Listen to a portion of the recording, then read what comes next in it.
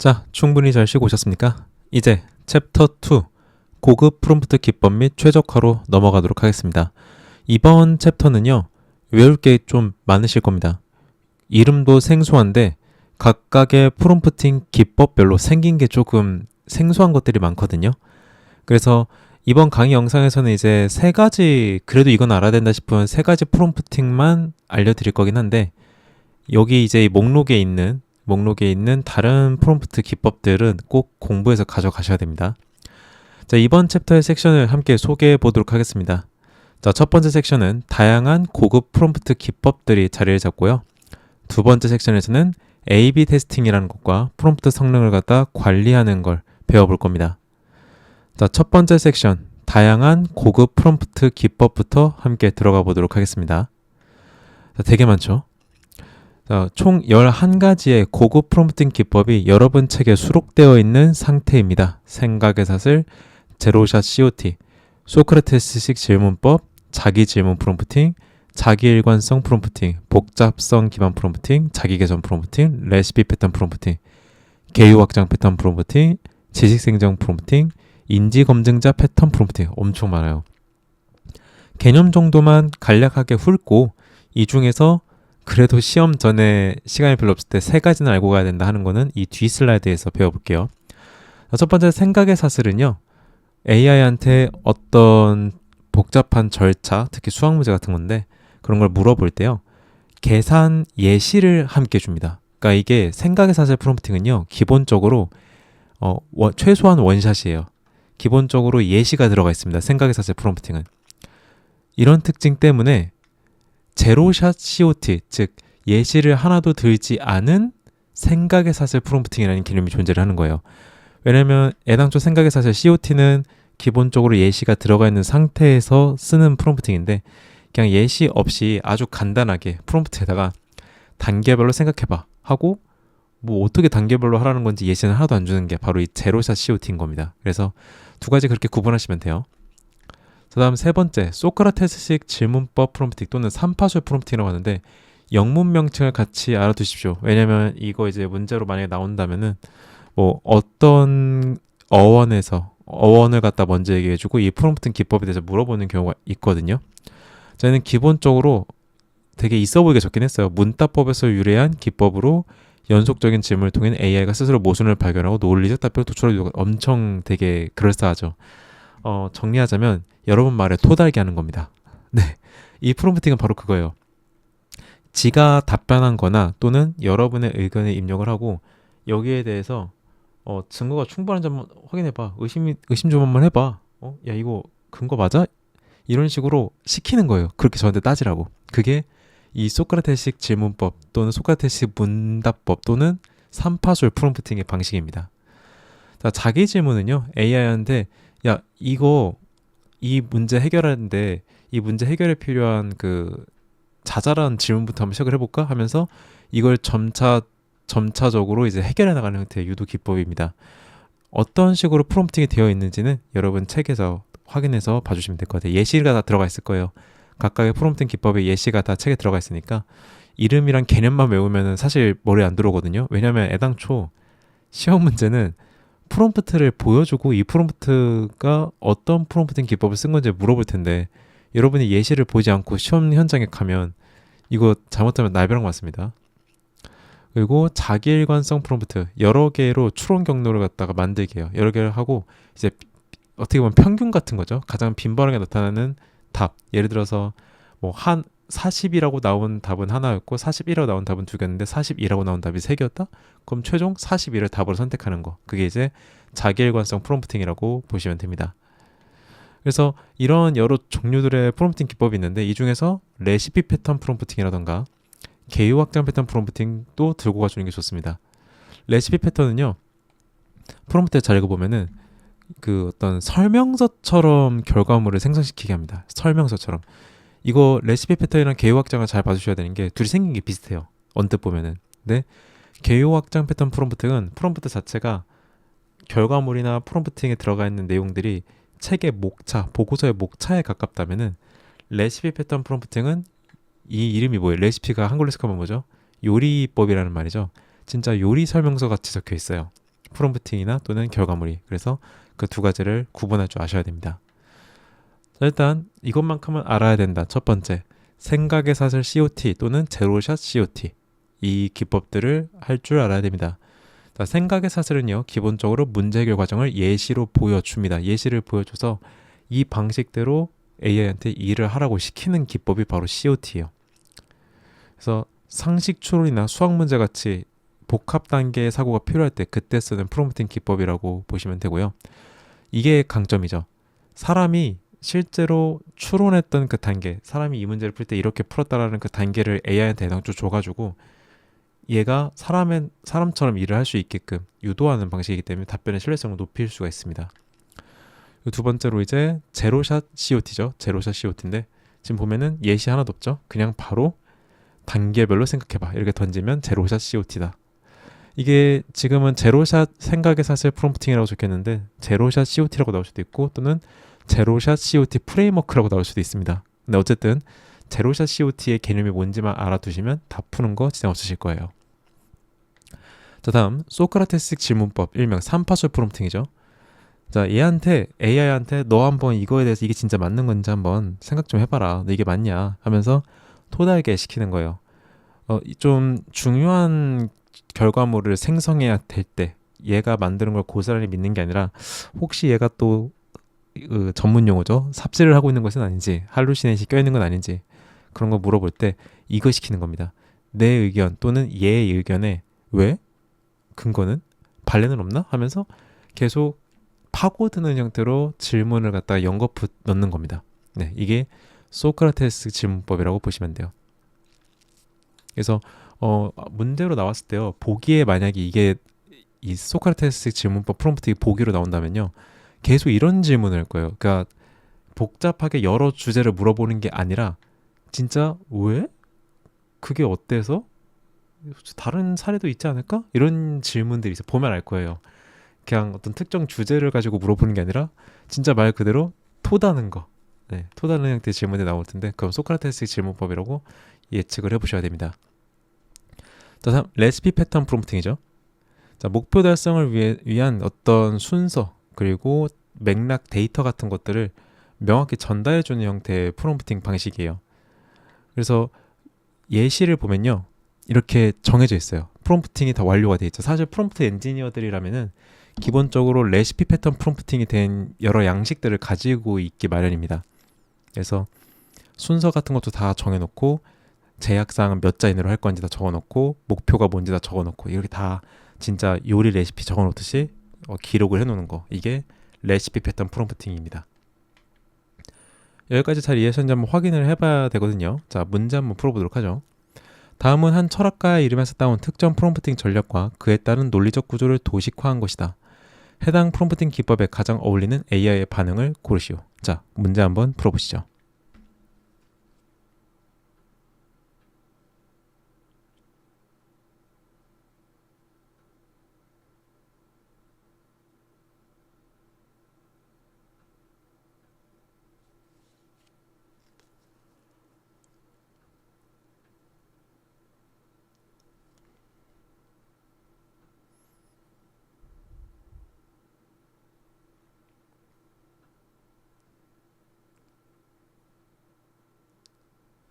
자, 다 풀어보셨을까요? 일단 이 문제 탈자가 하나가 있죠?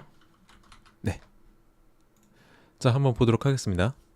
일단 질문에서부터 추론할 수 있는 힌트가 바로 나왔어요. 철학가 이름에서 따왔다고 했는데 우리 지금까지 파트 4 챕터 2 공부할 때까지 철학가 이름이라면 한 사람밖에 안 나왔잖아요. 방금 전에 소크라테스 나왔죠. 그러면은 일단 소크라테스식 문답법 프롬프팅을 갖다가 이야기를 하겠네요. 자, 사용자 입력, 정의란 무엇인가? 라고 했을 때 AI 반응을 갖다가 추론하라는 거죠. 정의에 대한 학술적 데이터를 망라하여 제공하는 포괄적 정보 나열이 배치된다. 숨겨진 가정과 근거를 집요하게 되묻는 반문이 배치된다. 자, 지금 이제 이렇게만 보면은 무슨 말인가 생각하는데 이거 좀 제가 설명을 드릴게요. 보기가 지금 어떤 상황이냐면은 소크라테스식 문답법 프롬프팅이 작동되고 있는 채팅방인 거예요. 그 상태에서 사용자가 정의란 무엇인지를 물어본 거죠. 그러니까 지금 이게 깡 대화가 아니라 이미 이전에 어떤 소크라테스식 문답법이 이뤄지는 상황인 거죠. 자, 그렇다면 일단 1번이 답이 될 수가 있을 것 같아요. 저 일단 1번 답 후보로 두고 2번으로 내려가 보죠. 정의에 대한 학술적 데이터를 망라하여 제공하는 포괄적 정보 나열이 배치된다. 이것도 틀린 말은 아니기는 해요. 단, 조건이 하나 붙죠. 질문에 이런 말이 없었으면요. 네. 질문에 이 첫 줄이 없었으면은 첫 줄 없고 두 번째 줄만 있었으면 2번이 답이 될 수 있죠. 그렇죠? 2번이 답이 될 수 있죠. 오히려 얘가 틀릴 수도 있는 거예요. 자, 3번. 문제 해결을 위한 단계별 절차를 1번부터 순서대로 보여주는 순차적 사고가 배치된다. 순차적 사고라는 말이 나왔다는 거는 이건 생각의 사슬 프롬프팅에 대한 설명일 것 같습니다. 3번은 답이 되기 어렵고요. 4번. 전문가 페르소나를 설정하여 정의에 대한 권위 있는 결론을 즉시 내리는 선언적 답변이 배치된다. 이거는 우리가 파트 3에서 만났던 녀석인 것 같죠? 역할 부여. 파트 3였나 파트 2였나 그럴 거예요. 역할 부여에 대한 이야기인 것 같으니까 얘도 답이 될 수가 없습니다. 즉, 이 문제의 답은 1번이 되겠네요. 자, 소크라테스의 문답법은요, 답을 주는 게 핵심이 아닙니다. AI한테 답을 받는 게 핵심인 게 아니라 AI한테 질문을 갖다가 던지고 또는 AI가 나한테 또 질문을 던지고 해서 계속 질문과 질문이 이어지는 구조인 게 이 소크라테스 문답법의 핵심이에요. 그래서 최종적으로 모순 발견인 겁니다. 네, 뭔가 잘못된 것들, 모순 발견인 거고, 아까 그 2번에 단순 정보 제공을 한다라고 적혀 있었던 거 있잖아요. 그거는 사고 과정이 생략돼 버리죠. 그렇죠? 서로 질문을 주고받으면서 토를 좀 달아야 되는데 그런 거 없이 그냥 정답 나와버리고 끝나버리니까 이 기법과는 거리가 멉니다. 자, 다음 문제 가보죠. 다음 중 레시피 패턴 프롬프팅의 핵심 개념과 구성 요소에 대한 설명으로 가장 적절한 곳을 고르시오라는 문제입니다. 자, 레시피 패턴 프롬프팅이 뭐였는지 한 5초간 생각해 볼게요. 5초, 4초, 3초, 2초, 1초. 자, 생각해 보셨죠? 문제 한번 풀어봅니다.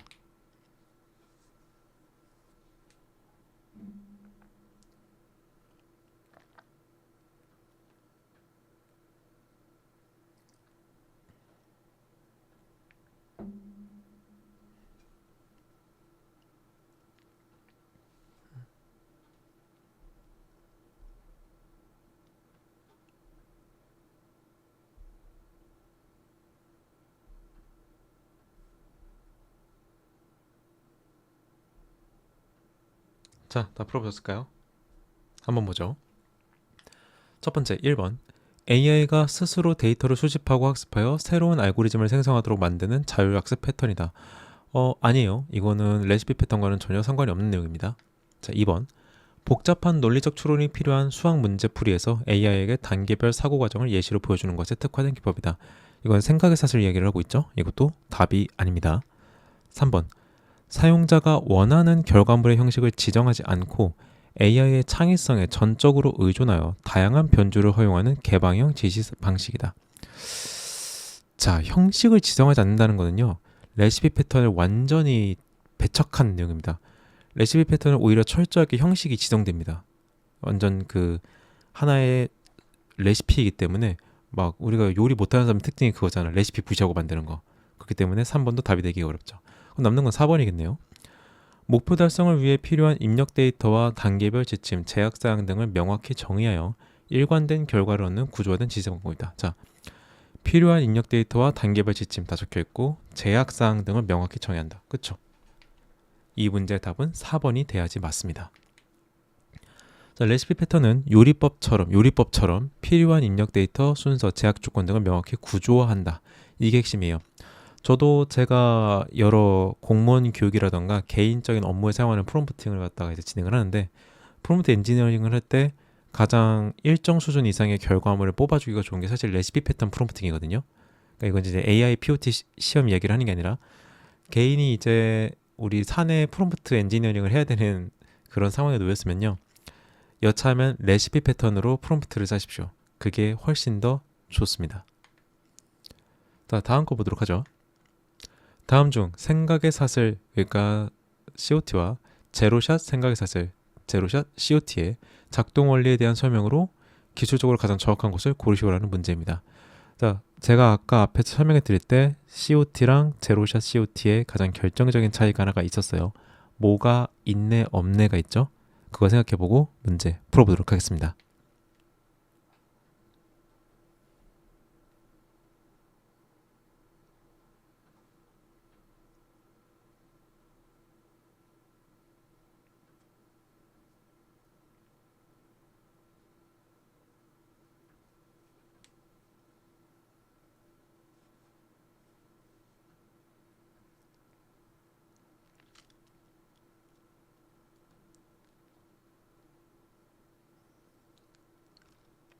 자, 한번 볼까요?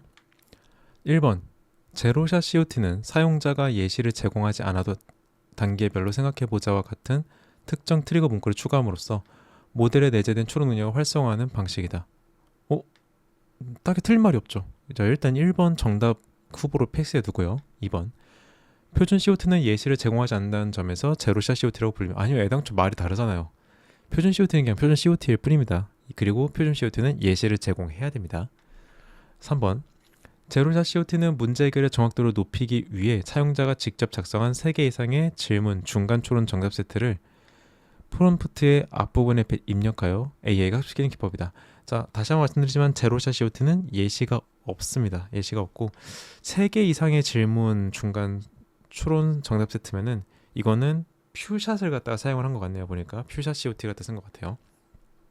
자, 4번 표준 COT는 복잡한 프롬프트를 작성을 피하기 위해 고안된 방식이며 별도의 사고 과정 유도 없이 정답만 말해라는 명령어를 통해 직관적인 답변을 빠르게 얻는 데 특화되어 있다.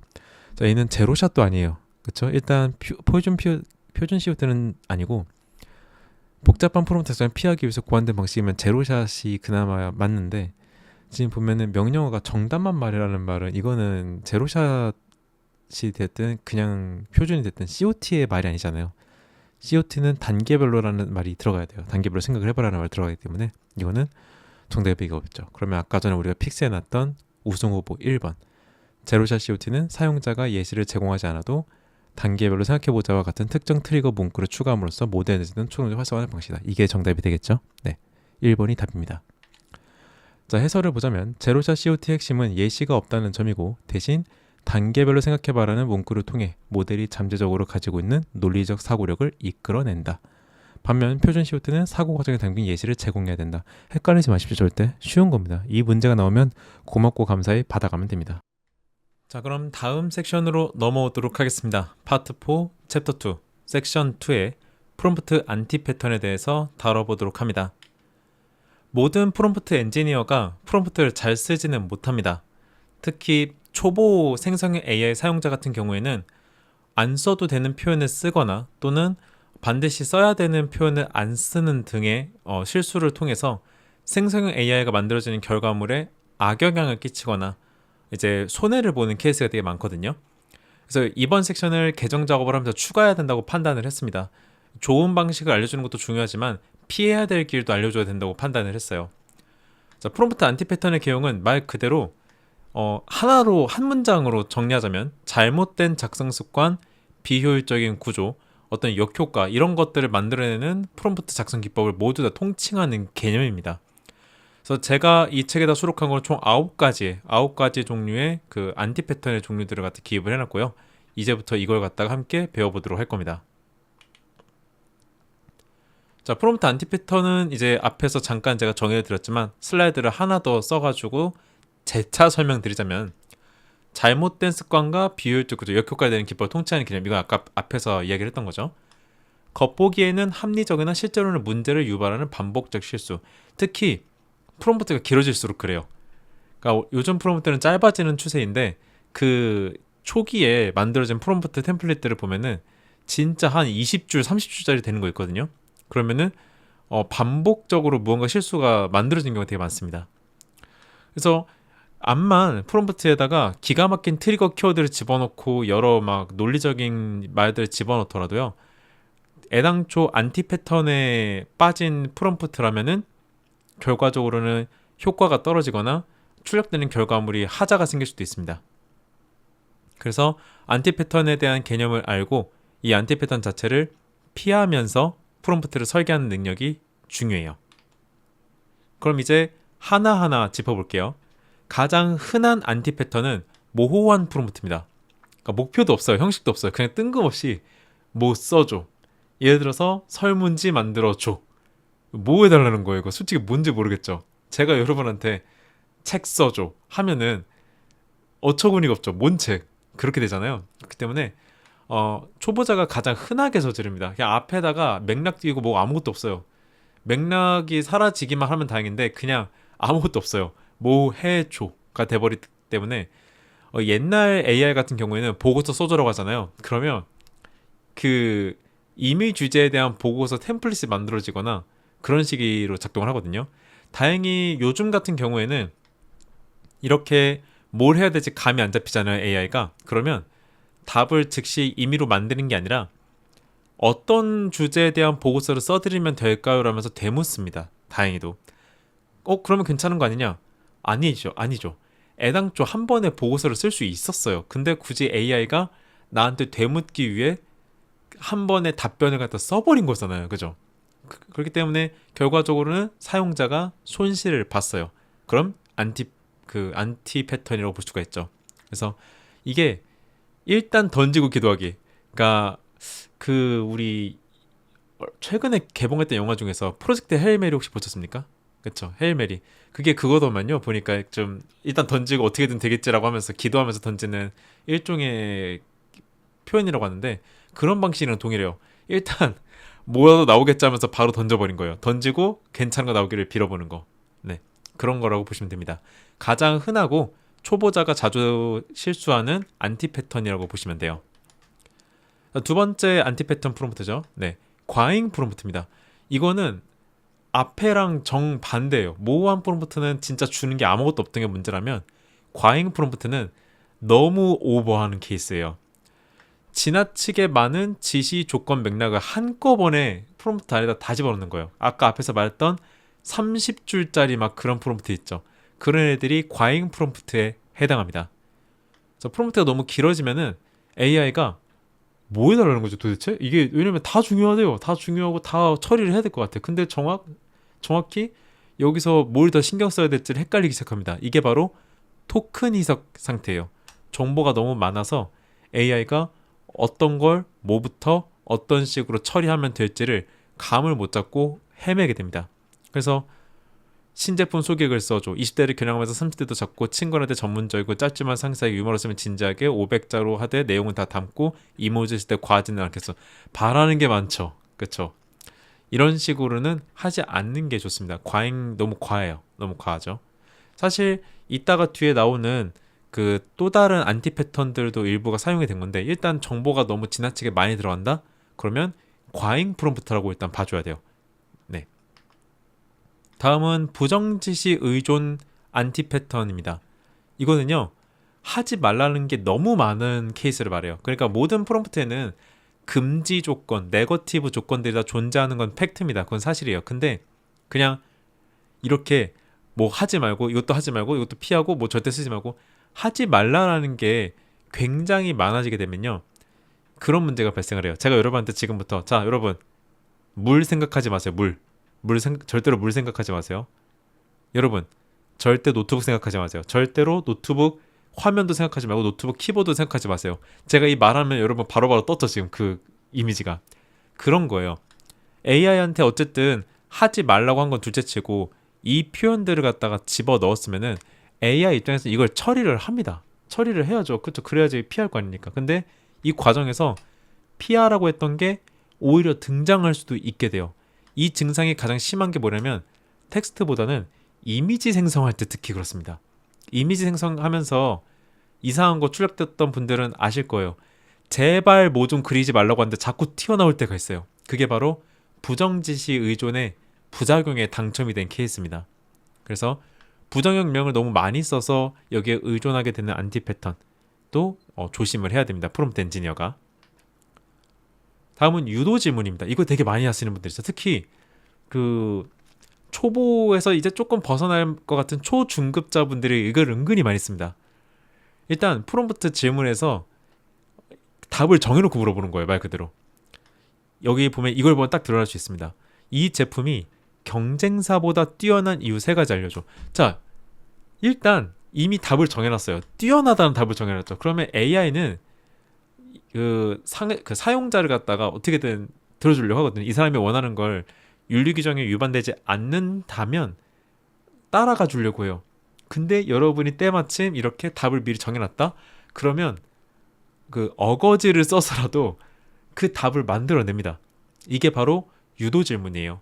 이렇게 되지 않을 거면요, 이 제품과 우리 제품의 차이점과 그리고 각각의 우위점을 알려줘. 각각의 우위. 그러니까 뭐보다 뛰어난 점이라는 건 이미 답이 정해져 있는 건데 각각의 우위를 알려달라는 거는 서로 이제 동일선상에다 두고 질문을 던진 거잖아요. 그런 식으로 입력을 해야 되는 거예요. 그래서 이런 거 하는 거 있죠. 땡땡 회사 주식을 사야 되는 이유를 알려줘. 그럼 사야 되는 거잖아요. 그쵸?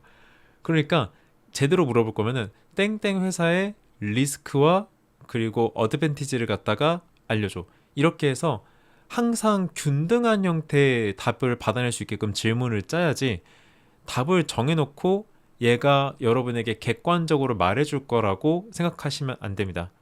차라리 만약에 좀 어렵잖아요. 여기 앞에다가 냉정하고 냉소적으로 소비자의 관점에서 소비자의 관점에서 이 제품이 이 제품을 사야 되는 이유를 세 가지 알려. 차라리 이렇게 말하면 조금 다른 결과물을 받아낼 만 하겠지만 지금 이 상태는 엄연한 유도 질문이에요. 답을 정해놓고 이대로 나오게끔 하는 거죠. 마케팅의 방식에서는 사실 너무나 편한 기법이긴 한데 이 문제가요.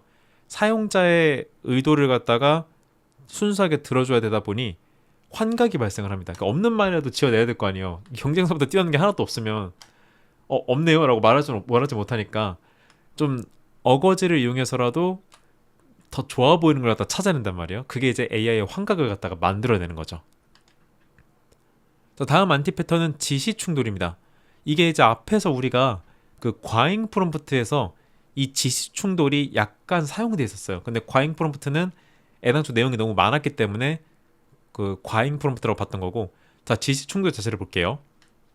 하나의 프롬프트에서 서로 모순되는 조건을 동시에 담아가지고 AI가 아니 이걸 해달라는 거야, 이거를 판단을 못하게 합니다. 그래서 둘 중에 하나예요. 서로 충돌하는 지시를 입력을 하면은 둘 중에 하나를 갖다가 임의로 선택하거나 아니면 그 중간 어딘가에서 멈춰버립니다. 근데 보통 이러면 결과물이 그렇게 좋지 않게 되죠. 그리고 이 지시 충돌이 사실 사용자가 의도해서 집어넣는다기보다는요, 프롬프트가 길어지잖아요. 그러면 초반에 입력했던 것과 충돌하는 말이 후반부에 들어갈 때가 있어요. 우리 있잖아요, 그 성격 검사 같은 거, 심리 테스트 같은 거 하다 보면 앞에서 분명히 봤던 문제인데 뒤에서 한 번 더 나올 때 있죠. 그게 왜 그래요? 거짓말 찾아내려고 그런 거잖아요. 왜냐면 사람이 앞에 질문과 뒤에 질문의 거리가 너무 멀면은 앞에서 그렇게 말했다는 사실을 까먹으니까 뒤에서 다르게 대답할 수도 있는 거예요. 그게 거짓이라면은. 그러니까 얘도 마찬가지죠. 사용자가 처음에 원했던 걸 입력을 하다가 후반부에 가가지고 갑자기 좀 바라는 게 약간 달라졌을 수도 있어요. 그럼 이제 지시 충돌이 생기는 거예요. 거기서. 이 글을 최대한 자세하게 길게 풀었을 때 한 문장으로 짧게 이렇게 좀 뭐 해달라는 거예요. 그렇죠? 이게 바로 지시 충돌이에요. 이렇게 알아두시면 되고요. 자, 다음 안티 패턴입니다. 이게 중급자, 프롬프트를 좀 짤 줄 아는데 중급자이신 분들이 생각보다 이런 실수를 좀 하십니다. 다른 건 다 줘요. 다른 건 어느 정도 다 주는데 이 답변에 필요한 자료 같은 것들, 배경이나 이런 것들 전혀 주지 않고 그냥 무엇에 대한 작업을 진행을 해줘라고 합니다. 그러니까 이거죠. 이 이메일에 대한 답장을 좀 써줘. 예를 들면 더 자세히 했으면 이런 식이에요. 이 이메일에 대한 답장을 격식을 갖추고 존댓말을 갖다 어느 정도 활용한 다음에 500자 정도의 분량으로 작성을 해줘라고 하는데 제일 중요한 게 안 들어가 있어요. 도대체 뭔 메일인데요, 그게. 이 이메일에 대한 답장을 써달라고 하는데 정작 그 답장을 쓸 이메일 정보가 없죠. 이게 바로 맥락 누락이에요. 배경이 빠진 경우라고 보시면 돼요. 이 프로세스를 처리할 때 필요한 배경 자료가 전혀 없는데 이걸 마치 할 수 있는 것 마냥 던지는 거. 이게 맥락 누락 안티 패턴입니다. 이 다니엘 시도 집착은요, 생성형 AI를 처음 접하시는 분들이 생각보다 많이 저지르는 실수입니다. 프롬프트 엔지니어링을 공부하시는 분이든 그냥 AI를 사용하는 걸 배우고 싶은 분이든지 명심하셔야 될 게 있습니다. 이 기술은요, 기본적으로 실패하는 기술이에요. 근데 어떻게 실패를 하냐? 최대한 적은 실패 횟수 안에 내가 원하는 결과물을 만들어내는 기술이에요. 그러니까 어떤 말이에요? 한 방에 성공한다는 거는 이 기술에 굉장히 행운이 있어야지 할 수 있는 거고요. 보통은 수정을 합니다. 반복 수정을 해가면서 하는 기술이에요. 근데 이거를 단발성 기술이라고 오해를 해가지고 한 번만에 원하는 결과물이 안 나오면 AI를 갖다 포기하거나 버려버리거나 아니면 상태가 안 좋은 결과물임에도 불구하고 그냥 바로 써버린다거나 하는 문제들이 있어요. 자, 여러분, 생성형 AI를 다루는 프롬프트 엔지니어링은요, 기본적으로 3회에서 5회 사이의 반복 수정을 상정하고 실무에서 다뤄야 됩니다. 그래서 여러 지자체나 기관들이 울며 겨자 먹기로 유료 버전의 AI를 구비하는 거예요. 왜냐면 무료 버전의 AI는 하루에 또는 5시간당 쓸 수 있는 횟수가 제한이 걸려 있다 보니까 이 기술의 특성을 갖다가 반영하면 결과물 한 두세 개 만들면 하루씩 끝내는 거예요. 그래서 이제는 다들 유료 계정을 갖다가 확보하는 추세인 거죠. 다음 안티 패턴입니다. 이런 경우는 사실 잘 본 적은 없어요. 이거는 어떻게 보면 객관식으로 내기 참 좋은 영역이긴 한데, 뭐냐면 AI한테 이제 역할 부여를 했어요. 근데 정작 얘한테 시킨 거는 해당 역할과 일치하지 않는 거죠. 이게 바로 역할 질문 불일치 안티 패턴입니다. 그래서 역할을 분명히 요리사라고 시켜놓고 나서 뒤에 나오는 요청사항이 노트북 안 켜지는 원인을 진단해달래요. 말이 안 되죠. 서로 일치가 안 되죠. 이것 때문에 역할 질문 불일치가 생기게 됩니다. 그래서 AI는 기본적으로 모른다는 말을 최대한 피하는 특징을 가지고 있는데, 여러분이 역할을 요리사 시켜놓고 정작 원하는 거 노트북을 갖다가 수리하는 방식을 물어본다? 그러면 요리사의 입장에서 노트북을 수리하는 최악의 결과물이 나올 수도 있어요. 그렇죠? 그렇기 때문에 이런 안티 패턴은 저지르면 안 됩니다. 이거는 당연히 저지르면 안 되는 거예요. 다음은 이제 이것도 좀 빈번한 안티 패턴입니다.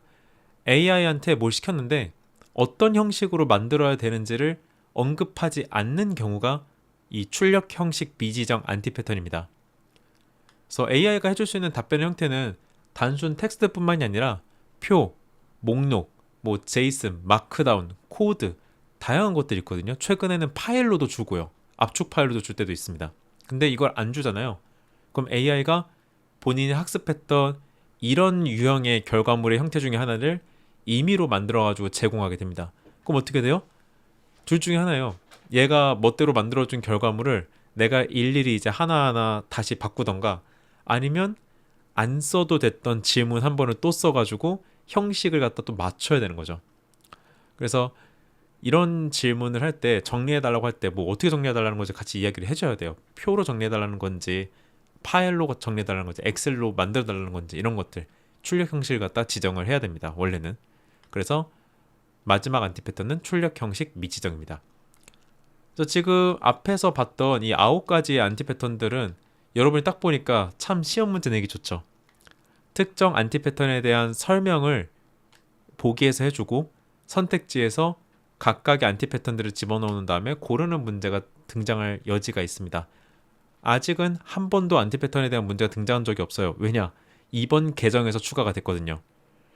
프롬프트 엔지니어라면 반드시 알아야 되는 내용이기도 하고, 또 문제를 내기에 적합한 개념들이 9가지나 존재하기 때문에 각각의 안티 패턴 프롬프팅이 어떤 특징을 가지고 있는지를 꼭 읽어보고, 8월 시험, 최소한 8월에 이번 올해 8월 시험을 보시는 분들은 이 부분을 갖다가 같이 신경을 쓰셔야 됩니다.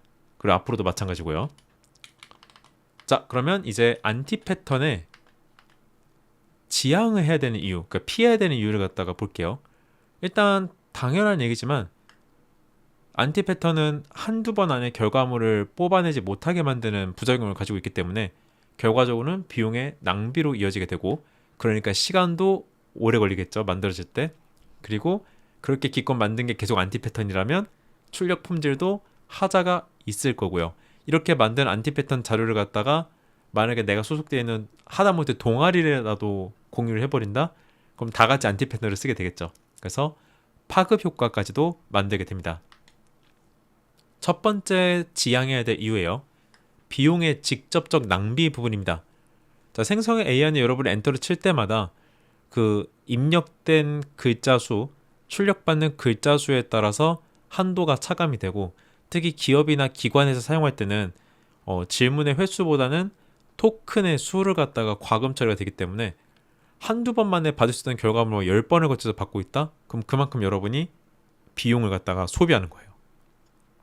그리고 이렇게 안티 패턴 프롬프트를 쓰다 보면은 반복 호출을 하는 어떤 루틴이 만들어져 버리고 결과적으로 전체 비용이 증가하게 되는 거죠.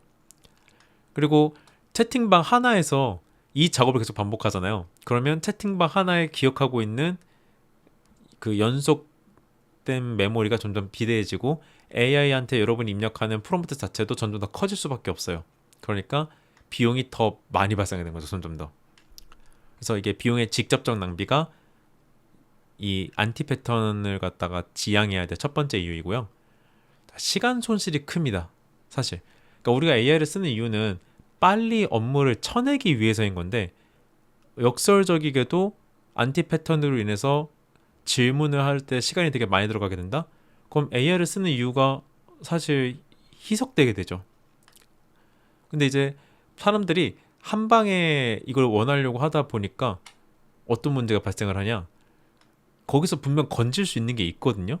근데 그럼에도 불구하고 단일 시도 안티 패턴을 쓰시는 분들은 이거 뭔가 좀 잘못했지, 이거 제목이 너무 마음에 안 들어 하면서 멀쩡한 거를 건지지 않고 갑자기 한 번 더 입력합니다. 제목을 이러이러한 느낌으로 변경해주는 이런 식으로 바꾸는데 이 과정에서 제목만 바뀌면 참 좋겠지만 내용이 건드려질 때도 있고 또 운이 좋아서 내용이 안 건드려진다 하더라도 어쨌든 한 번 더 출력을 건 거죠. 그러면 여기서 시간을 또 쓴 거예요. 생성이 될 때까지.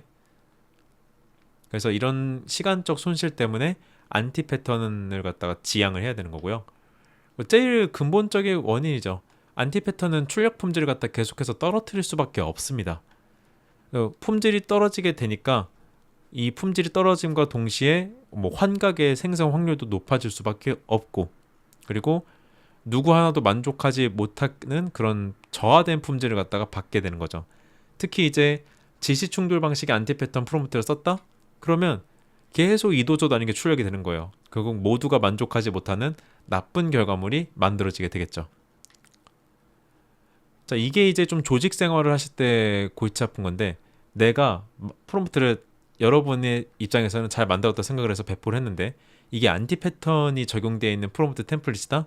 그러면 누가 쓰든지 간에 계속 애매하게 만들어집니다. 근데 이걸 고칠 수 있는 프롬프트 엔지니어가 조직 내부에 없다? 그럼 전체가 AI의 활용 수준이 차근차근 떨어지게 됩니다.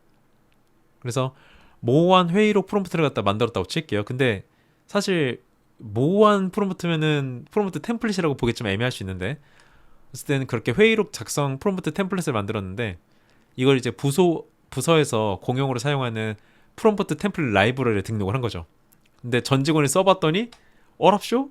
모든 직원의 회의록이 다 애매한 요약본으로 만들어지게 되는 거예요. 이게 이제 공용 템플릿에 안티 패턴이 사용되면 안 되는 가장 큰 이유라고 볼 수 있습니다. 그래서 이것도 마찬가지로 총 6가지 종류의 안티 패턴 지양 이유가 존재를 하죠. 여기서도 문제를 내려면 얼마든지 낼 수가 있어요. 왜냐하면 AI POT는 사지선다형 객관식 문제가 메인으로 등장을 하니까요. 자, 다음 A/B 테스팅과 프롬프트 성능입니다. 개인적으로는 되게 자주 하는 겁니다. 제가. 그러니까 AI POT 이야기를 하는 게 아니라 저는 이제 강의를 하다 보니까 프롬프트를 되게 많이 짜야 되잖아요. 근데 제가 이제 프롬프트를 갖다가 설계를 해가지고 가져갔는데 막상 현장에서 써보니까 강사님 이거 별거 아닌데요? 했던 적이 많아요. 초기 생성 AI 강의를 할 때 그때 이제 깨달았던 게 내가 집에서 설계한 프롬프트는 운이 좋아서 결과가 첫 번째로 잘 나왔던 걸 수도 있다라고 생각을 하고 요즘은 A/B 테스팅을 해가지고 프롬프트 성능을 유지 관리합니다. 자, 여러분 교재에선 224페이지를 펼쳐주시면 되고요. 자, A/B 테스트는 기본적으로 A랑 B면 일단 두 가지죠. 종류가 두 가지죠. 두 가지 이상의 프롬프트 버전을 비교하면서 더 나은 결과물을 뽑는 걸 찾아내는 겁니다. 계속해서. 그래서 성능 지표가 두 가지가 있는데 정량적 지표가 있고 정성적 지표가 있는데 여기 슬라이드에는 정성적 지표만 일단 넣어놨어요. 자, 프롬프트 성능 지표는 아주 명확합니다. AI가 얼마나 효과적으로 그 프롬프트가 도출해내고자 하는 결과를 만들어낼 수 있는지, 그러니까 일정 수준 이상 나와야 돼요. 결과가 본인이 정해놔야 됩니다. 예를 들어서 우리가 그런 게 있죠. 보도자료를 제작하는 프롬프트가 있다고 치면은 최소한 아무리 결과가 망하더라도 공무원 기관이나 공공기관의 표준 보도자료의 문체는 유지해야 돼요. 그렇잖아요. 문체가 막 우리 공무원 보도자료 문체 뭐뭐 한다, 뭐뭐라고 할 수 있다 있다 이런 체잖아. 이런 문체를 가지고 있는데 만약에 성능 지표를 제대로 테스트 안 하고 돌렸더니 뭐 한다고 알려져 있습니다. 여러분 이런 보도 자료는 없어요. 이건 이제 어디 공중파 방송 보도 자료고 공무원 보도 자료에는 그런 말을 안 쓰죠. 뭘 한다고 해요. 이렇게 하는 경우도 있습니다. 그래서 최소한 이 밑으로 내려가면 안 된다. 그걸 여러분이 성능 지표의 기준으로 삼으셔야 돼요. 그래서 프롬프트 자체의 가독성 그리고 프롬프트에 사용된 어느 때의 어떤 적절성 그리고 이 프롬프트가 쓸모없는 건 아닌지 그러니까 신기한 결과물을 만들어주기는 하는데 근데 이게 어디다 쓰라는 거지? 싶은 프롬프트는 사실 애매하죠. 그거 어디다 쓸 거예요. 그래서 유의미한 결과물을 만들어낼 수 있는지에 대한 지표가 필요합니다. 그래서 프롬프트를 계산하는 방식인데 만약에 이제 초기에 프롬프트를 작성을 했는데 응답이 너무 짧게 나온다. 그러면 프롬프트에다가 최소 500자로 작성이라는 말을 하나 추가하는 거예요. 그러면서 또 생성된 결과를 또 평가를 해봤더니 분량은 해결이 됐는데 결과물이 너무 일반적이다. 그럼 어떻게 해요? 밑에다가 이제 N샷을 쓰는 거죠. 원샷 또는 퓨샷을 쓰는데 저 같은 경우는 보통 원샷을 사용을 합니다. 왜냐면 이게 프롬프트가 길어지면 길어질수록 AI 입장에서도 어려워요. 결과물이 오히려 망가지는 경우도 있기 때문에 저는 주로 원샷을 사용을 하고 있어요. 자 해서 또 돌려봤는데 이번엔 또 형식이 또 일치하지가 않네. 그럼 또 어떻게 해요? 원샷은 결과물의 예시를 준 거고 템플릿은 어떤 걸 말하는 거냐면은 그 프롬프트 상에다가 형식이라고 또는 뭐 스타일 이렇게 적고 나서 위 아래 몇 자 첫 번째 서론 두 번째 뭐 본론 마지막 결론 최종장의 개인 서명 뭐 이렇게 적어 놓는 거 이제 그게 형식 일치시키는 방식인 거고요. 프롬프트를 갖다 수정을 해봤더니 또 결과물이 또 전문성이 좀 부족하게 나왔다. 그러면 또 전문가 롤을 갖다 또 설정을 하는 거죠. 그리고 이제 테스트 돌려보는 거예요. 테스트 돌려봤더니 또 일관성이 또 없게 나오네? 그러면 일관성이 깨지는 부분을 갖다가 이렇게 적으면 안 된다. 또는 이거를 갖다가 항상 유지할 것이라고 또 적는 거죠. 그렇게 계속 프롬프트를 개선해 나가는 거예요. 지금 우리가 파트 4의 챕터 2까지 온 상태인데 여러분 가만 보면 왼쪽에 제가 계속 띄우는 이미지들이 좀 비슷하지 않습니까? 이렇게 막 테두리가 있고 미묘하게 층이 져 있어가지고 스티커처럼 붙어있고 막 그러죠. 이걸 제가 제약을 걸어놨어요. 이 이미지를 생성을 할 때 사용하는 디자인 프롬프트 템플릿이 있거든요. 거기서 제가 설계해 놓은 양식에서 일부 주제만 변경해서 계속 돌리면은 항상 이렇게 입체적이면서도 색깔이 명확하게 분리가 되는 그런 류의 결과물 생성을 유도하게 할 수가 있죠. 어쨌든 A/B 테스팅을 갖다가 보도록 하겠습니다. A/B 테스팅 보도록 할게요. 자, 지금 보면은 출력 결과물이 다 망가져 있긴 해요. 네, 출력 결과물이 다 망가져 있는데 어떻게 해야지 더 명확한 결과물을 뽑아내는 게 가능한지에 대해서 테스트를 하는 겁니다. 자, 두 가지 프롬프트 버전을 동시에 비교하는 실험 방법론이 이제 A/B 테스트인 거고요.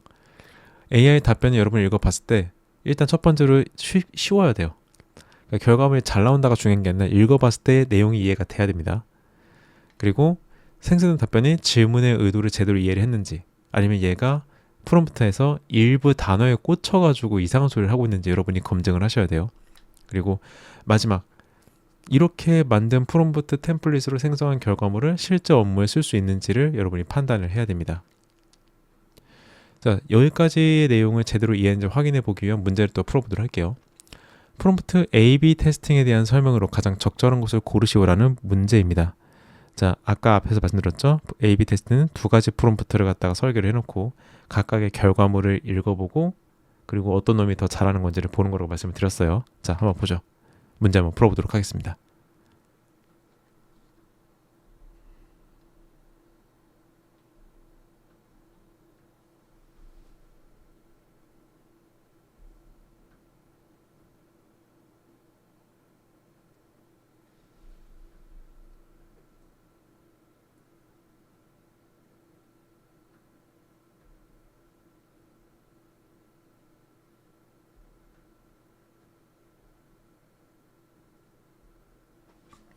자, 다 풀으셨죠? 한번 보도록 할게요. 자, 옳은 걸 고르는 겁니다. 적절한 걸 고르는 게 문제니까. 1번. 하나의 프롬프트를 서로 다른 시점에 반복 실행하여 시간에 따른 성능 변화를 추적하는 종단 연구 방법론이다. 좀 뜬금없는 이야기를 하고 있죠. 자, 일단 뒤에 거 이해를 못하더라도 앞에가 이상해요. 하나의 프롬프트를 서로 다른 시점에 반복해간다? 아니요. A/B 테스트는 기본적으로 프롬프트가 두 가지입니다. 자, 두 번째 2번. 두 가지 프롬프트 버전을 동일한 조건에서 동시에 비교 실험하여 어느 것이 더 우수한 결과를 도출하는지 판단하는 방법론이다. 정답 후보가 나왔네요. 프롬프트가 두 가지 버전이라는 이야기를 했어요. 그러니까 얘는 일단 후보로 두고요. 3번.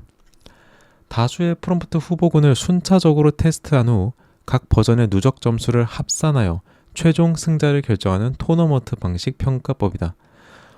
A/B 테스트는 기본적으로 두 가지 프롬프트를 갖다가 계속 경쟁시키고 테스팅을 돌리는 거기 때문에 이거는 여러 개잖아요. 그럼 다수라면은 3-4가지 이상은 될 텐데 A/B 테스팅이랑은 거리가 좀 멀죠, 상황이.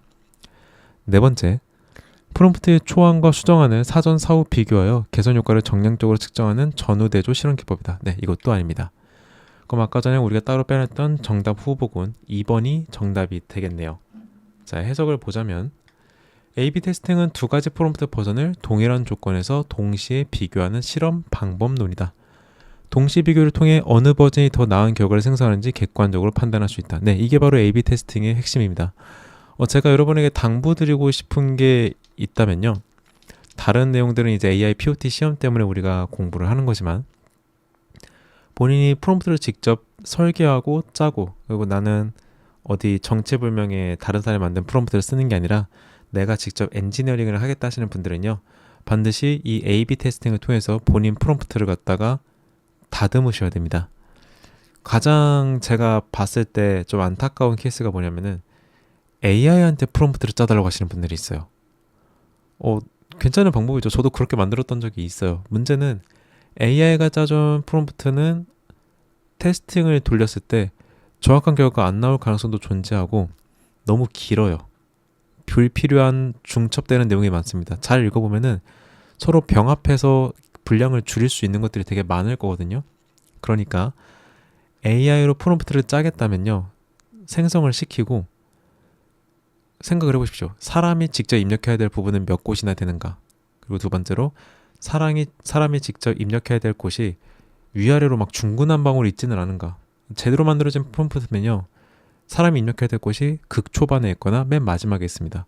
어디 중간에다가 사람이 입력할 걸 박아놓는 거는 그게 좋은 방식이 아니에요.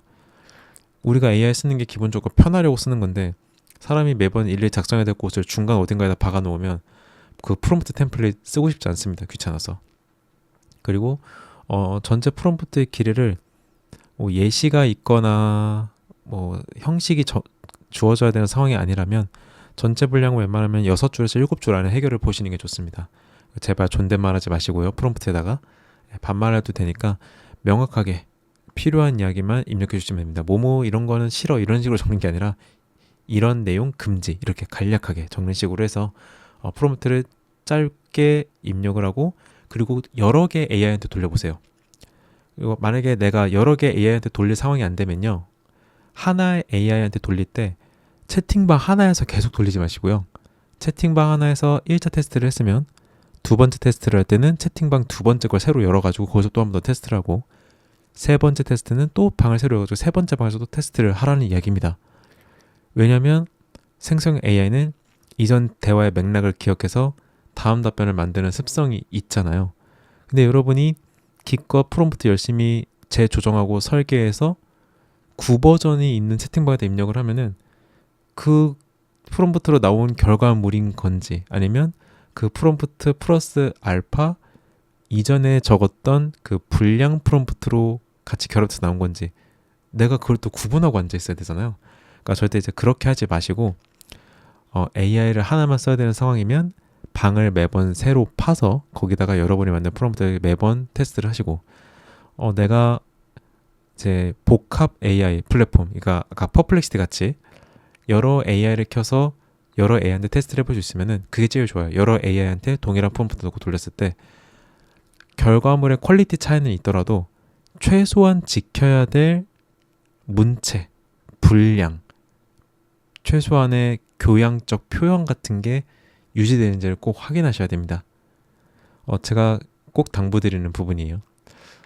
우리 그리고 이 1급 시험에 맨 마지막에 5개의 문제가 있잖아요. 실습 문제가 있는데 그것도 문제 풀면서 테스팅을 하셔야 됩니다.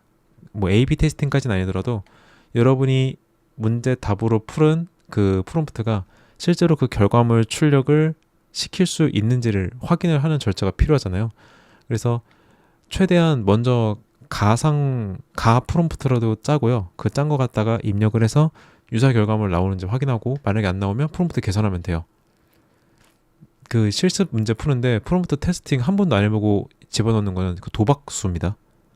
네, 그래서 실습 문제 풀 때 지금 배웠던 A/B 테스팅이랑 프롬프트 테스팅하는 거 기억해 두고 사용하시면 됩니다. 자, 해서 이 파트 4의 챕터 2도 여기서 이제 마무리가 되고요. 우리는 잠시 쉬었다가 파트 4 챕터 3 배워보도록 하겠습니다. 그때까지 여러분 조금 쉬었다가 다시 만나도록 할게요. 이따가 뵙겠습니다.